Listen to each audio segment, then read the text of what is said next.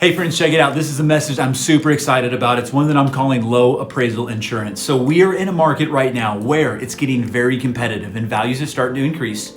And we're starting to see some offers or some contracts not appraise for the contract price. And then it's like compounded, right? Now we're getting to the place where buyers are potentially having to write offers without an appraisal contingency, which means potentially if the property doesn't appraise for the purchase price and the seller's unwilling to come down and the appraiser can't make any adjustments outside of their current value, the buyer would potentially lose their good faith deposit if they cancel because the appraisal came in low. And that's bringing some concern and angst for buyers, which I totally get. So here's what we have. We've got a cool strategy where potentially if the property appraises for less and the sellers make no adjustment, the buyer's cash to close doesn't change and their payment doesn't really adjust much at all. And that's the big misconception. Like, I'm talking to listing agents often about the qualifications of our buyers, and they're asking me, do the buyers have the funds to pay the difference if the property appraises for less? And my answer is almost always they don't have to. So here's what I got. Check this out. I'm showing a 10% down and a 20% down scenario, and I'm putting this on a screen for a $500,000 purchase. So I just want to run through these numbers, but follow me because I think it's really important. So we've got a $500,000 purchase, 10% down. It appraises for $500,000. The cash to close is roughly $65,000, which is down payment and closing costs, and the payment's roughly $26.35 a month. Now check this out. Let's start stepping down the appraised value. So the appraisal comes in at $490,000. What happens to the cash to close? $65,000. Doesn't change. What does the payment do? $26.53. The payment does not change. So the payment doesn't change, the cash to close doesn't change, and the property appraised for $10,000 less. So what if the property appraises for $480,000 and we have a $500,000 purchase? The cash to close, it's the same. And the payment itself is actually, which is crazy, a little bit lower, okay?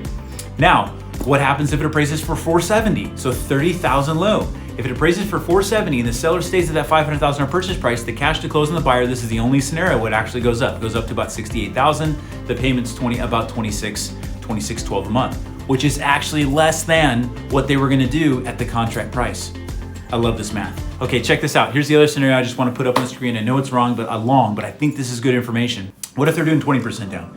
And I stepped it all the way down to a $440,000 purchase price. So I'm suggesting here that the contract price is $500,000 and it appraises for $440,000. So in the first scenario, $500,000 purchase price, appraises for $500,000, 20% down plus closing costs, let's call it $111,000, and a payment of $2,386. Okay, follow me? Now, as we step this down, the cash to close across the board stays the same. At a $480,000 value, at a $500,000 price, $111,000. At a $460,000 value, $40,000 low. What does the cash to close do? Stays the same, $111,000. Now, at the $440,000, the cash to close actually drops to $109,000. And that's because we're just repositioning the way that we're looking at these funds. I really hope this is helpful. I think this is super applicable. Check it out. We can do this in advance of any offer.